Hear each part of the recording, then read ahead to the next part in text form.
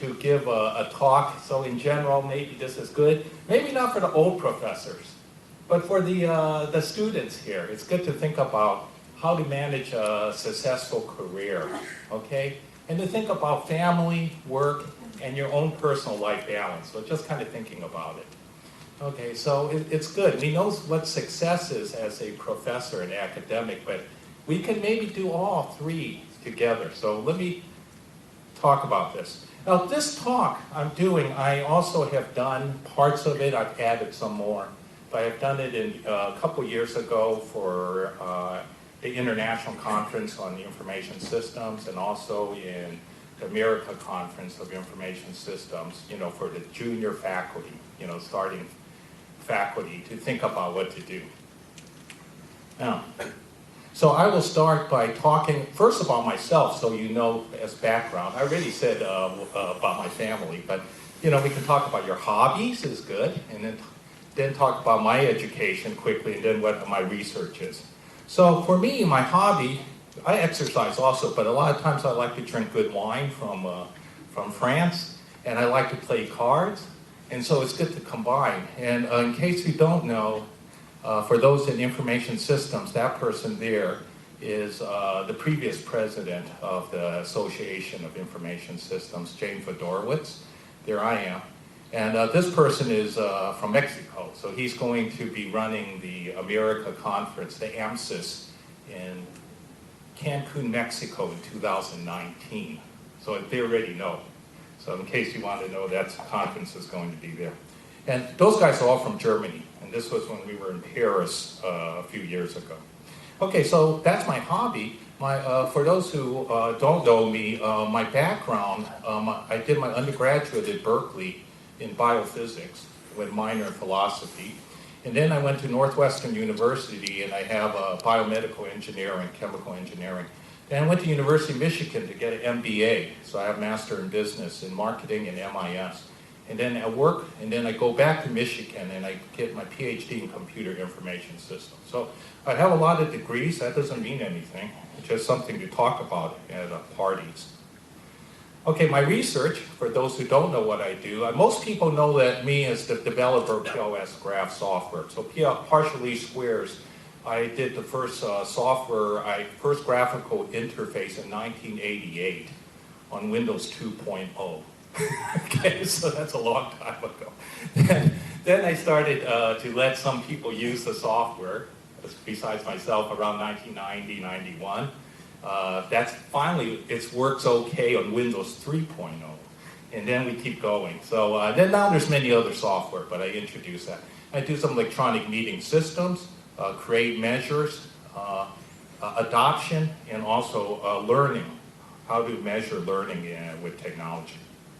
More recently, I do cross-cultural comparing on decisions on outsourcing, IT flaming, getting in computer, health service, German word, Schadenfreude, I won't talk about that now, IT workforce. And then more recently now, I switched. I don't even do technology. I'm working on neuroscience of aging, studying what happened when you get older, because I worry now, I'm getting older. So I have to learn. And also domestic violence, and then also gang violence. Because it's good to do things you're interested in. The POS things I talk about, of course I had a handbook. This was when we were in Beijing in 2009 from the conference, and then we made a book in 2010. It's very useful to teach about it. And then we had an update in 2013, some more recent things going on. And then again, for students who don't know, in terms of technology acceptance, a few years ago I was ranked one of the top 50 dominant researchers in the area. And then in terms of assessment for human-computer interaction, there I am. I'm either, depending how you measure, I'm number 5, number 10, or number 4. I think I like number 4 better, because that makes me look better. And then finally, the last summary, to be success, right? You want to show how much impact you have.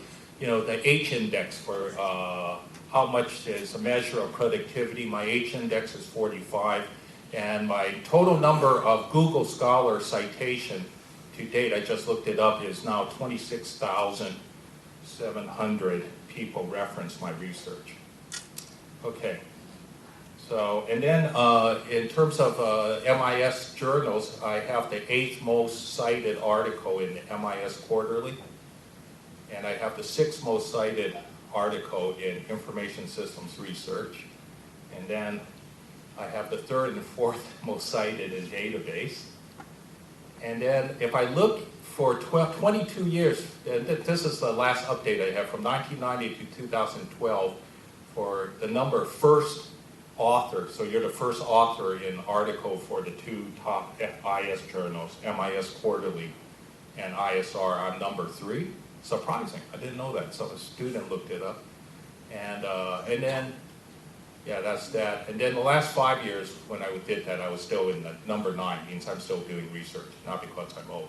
And then more recently, I've been on projects in Korea for this Korean Science Foundation. I have visiting position in Australia. I'm working on a project for the Prime Minister in Australia. I do some work over in New Zealand and in Switzerland, and I'm a president of Phi Kappa Phi. And so we think about what you want to do in life. So, okay, so I'm successful from the research, but then you probably, when you get older, you think about what you do. So like 10 years ago, although I am in information system, I said, okay, I will pay more attention in the statistics area. So I just, two weeks ago, I was at the World Statistics Conference. So I'm working with them because it's maybe different. You don't want to just keep staying in the same discipline. So my research is slowly moving. And so I use a lot of my work. I will do the research and present in statistics. And then after a while, we also introduced it within information technology and information systems. So it's good for me. And that's why I have the book and we chair the conference. As you know, also, we will have, the PLS conference will be here next year. You know, if you're not meeting, we'll tell everybody, right? Next year in June in 2016. So I hope many people will go there. 5 years ago, I changed too. We looked at, even in the United States, I look at the Chinese, I look at other Asians, and we're now, the government in the United States, I can get what they call NPC grant. So we're getting money to look at how to improve the education for Chinese and other Asian students in many of the U.S. Because they think that if you, in the U.S. there's a mistake. They think that if you're Chinese, you are automatically smart and you do well. Or if you're Asian, you already do well. But that depends if your family has good education, or if your family has lots of money. But there are many good students who are very smart, but the family is poor, also in the United States, and we want to make sure that we find good talent and help them move up. So that's what I'm working on. I'm also on the board of directors in the United States. We have a group called the Asian Pacific Americans in Higher Ed. So they're Chinese like me, born in the U.S., but now we're in looking at, in the United States, at all the universities, and we ask a real question: how come, if we look at all the universities, there's not that many Chinese or other Asian presidents in the top universities? You know, China, of course, but U.S., not that many. But there's many professors. So how come we don't have that many? Only a small percentage, less than 3%, are, when faculty is at least somewhere around 20%. So it doesn't make sense. So that's what I'm working on. And then I'm mentoring every year since 2009. We try to help professors in the U.S. think about the career and also how to become leaders, how to become deans, become presidents in the United States University. So you can kind of see I'm changing. At some point you have to think about what you do over career. You start as a professor when you're younger, and all you want to do is publish and be very good with your research. You get older, you say, do I want to just stay in the same research area? Do I do other research? And then you go, and you can see, like me, I change. I said, okay, maybe I do other things. So it's good for us to think about it. Okay, I'm going to, because of time, we can come back, but these are cartoons, so it's not so funny anyway, okay? So, and we always say that you don't become a professor because you want to make lots of money. You know, this is the statistics here. These are professors make this much money. If you're a university president, you make this much money. In the U.S., $320,000 is the average. but you really want to make lots of money, you should not be here. You should become a football coach in the United States. They make $1 million, okay? So that's the average. So become a football coach, okay? So my daughter says she will be a football coach, okay? So, and I will skip that.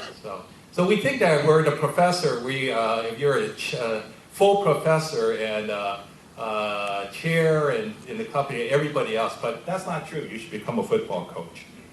Okay, so I will start by talking about some different scenarios. Okay, so I'm going to talk about some careers, very quick about a lot, different professors I know who have retired already, but really talk about what their history is. Well, of course, because research, we should look at a model. I will talk about a model to think about it, and we'll ask some other questions, okay?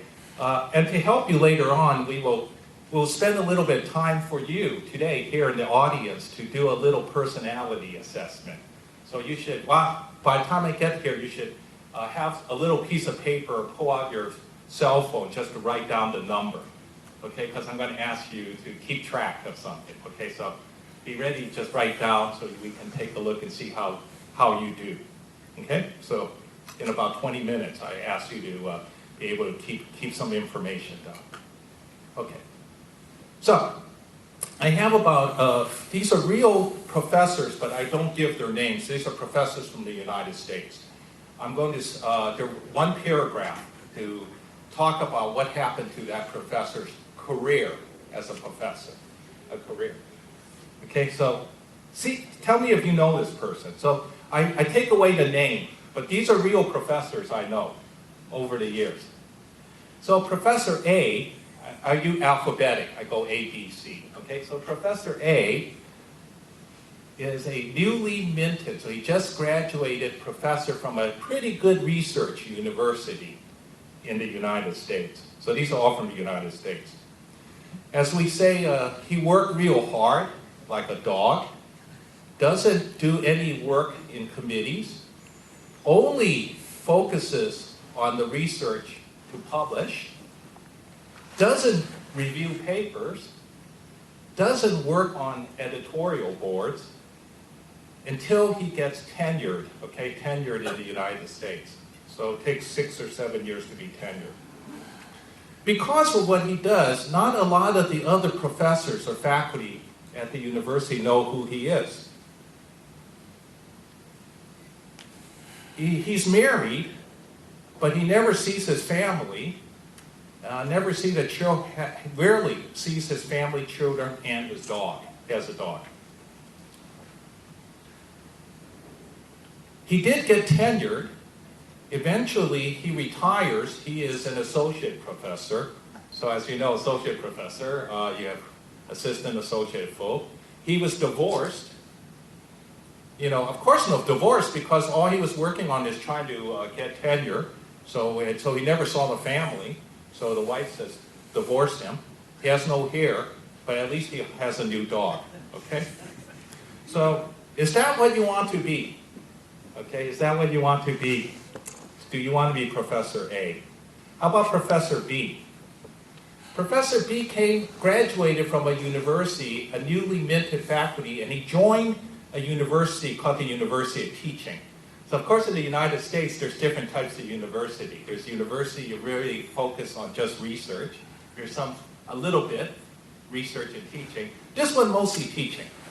So he wants to go to, he joined the University of Teaching. So he is what we call team player. He likes to help. He wants to be part. So he wants to help. So he does a lot of preparation. He teaches 3 new courses every year, always some new courses he's willing to do. So he spent a lot of time coming up with the new classes. He's an advisor, so he helps the student organization. He presents at some small conferences, get a few papers published only in the conference, but the school, that's okay. That's the accepted standard in the school. So for that teaching school, you don't have to publish in the top journals. It's okay to just publish and present at the conference. So he gets tenured, and over the years, he tries to submit to a couple of the top journals, but never gets it, always rejection. Never joined an editorial board, or they never even ask him to help review papers. So eventually he retires as a full professor, but never really using the full skills he learned, never really using the research skills. Is that what you want to be? Professor C, he joined the University of Super Research. You know, super research, of course, I hide the university name, you know, like Stanford or MIT or whatever, right? I won't say which one. He worked real hard, as they say, worked his butt off. 10 top journal articles published in 8 years. Now, in that university, super research, the tenure, to get the tenure, is not 6 years, it's 9 years. So some universities in the US, you have to wait 9 years before they decide if you get the tenure. And he is denied tenure. So you think about getting 10 articles in MISQ and ISR, and still says no. So he joins another respected university, gets tenured as a chair professor, and he buys a dog. Okay. D, I will do a little bit more. A good reputation. So this professor joins a good university. University has good reputation. Quits and moves to a new place after 2 years, but gets more money. Quits that university.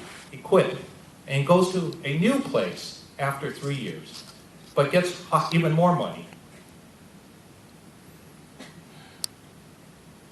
Gets tenured, and then quits. And then moves to a new place with tenure, with even more money. And has a pretty good publication record. Okay, that is a real person I know. So, but they move around a lot. Do you like to move around a lot? Do you always, and what you do is get good money. And because they move around so much, they never have time to buy a dog because they always move every 2 or 3 years to a different city. Okay. Number E is a newly minted university trying to join a university of attempting to move up. So we describe some universities in the United States as not the best yet. They want to move up. They want to be one of the better universities. Okay? So you have to understand the culture. So, but they spend a lot of time, this person, to talk with the business community, all the people in the city. He's the local television expert. So in that city, every time the TV wants to talk about technology, he's on TV. And anything related to technology. He does a lot of consulting, brings in a lot of goodwill. That means everybody in the city, they all recognize him. And brings a lot of people to the research center they have. And he published a little, but he still gets tenured anyway. So that's another person. These are true. Number F, Professor F, newly minted faculty member. So he teams up with a number of other faculty and publishes 8 joint articles. So he does publication not with other people together. 4 of the articles is in A to B level journal, and the rest is C. But no single author paper. He never wrote an article just by himself. He gets tenured because he's a nice person, and he gets along with people. He becomes a department chair. He becomes interim associate dean, so just to help out, of undergraduate. And then he went back to become department chair. And he never republishes. And he finally retires as associate professor. So he never got promoted to become a full professor. Professor G is a member of Pretty University, a pretty good place. So this person got disillusioned. He said he suddenly about his whole view. So he quit.